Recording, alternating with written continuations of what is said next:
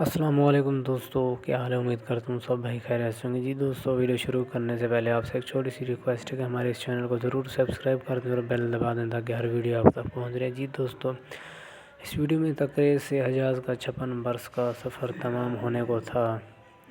شام، مصر، عراق، یمن، حجاز اور شمالی افریقہ کا بالا شرکت غیر حکمران زمانے کی سب سے طاقتور سپر پاور کا تاجدار اب تھک کر سونے کو تھا۔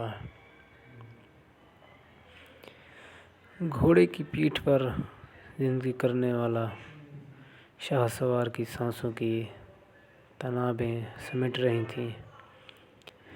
آخری وقت آن پہنچا تھا۔ زندگی میں میری ایک ہی حسرت تھی رہی، بوڑھے سلطان نے العادل سے سرگوشی میں کہا۔ کاش میں حج کر پاتا، اے کاش تاریخ کی روشن ترین ہستیوں میں سے ایک یہ عظیم شخص پھر کچھ نہ بولا۔ اس کے دل کی دھڑکنیں خاموش ہوئیں تو لشکر گاہ میں ہی نہیں پوری مسلم دنیا میں کوہرام مچ گیا۔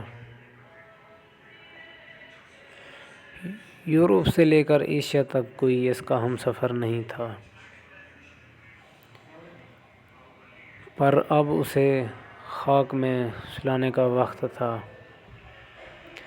وصیت یہ تھی کہ اس کے جنازے کا اہتمام اس کے مال سے ہو۔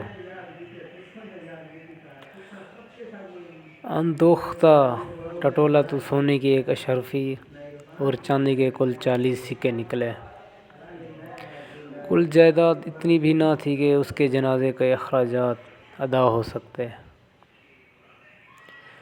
معلوم نہیں کہ اسلام کا قلعہ کہلانے والے ملک کے حکمرانوں اور اشرافیہ نے کبھی اس درنایاب کے بارے میں کچھ پڑھا یا نہیں، جسے ہم سلطان صلاح الدین ایوبی کے نام سے جانتے ہیں۔ جی دوستو، جب سلطان صلاح الدین ایوبی فوت ہوئے تو ان کی جیب میں سے ایک سونے کی اشرفی اور 40 چاندی کے سکے تھے، اور اپنی ساری زندگی میدان جہاد میں گزار دی اور حج کا بھی ٹائم نہیں ملا۔ جی دوستو، اگر ویڈیو اچھی لگے تو ہمارے اس چینل کو ضرور سبسکرائب کر دیں اور ویڈیو شیئر کر دیں اور لائک ضرور کریں۔ شکریہ۔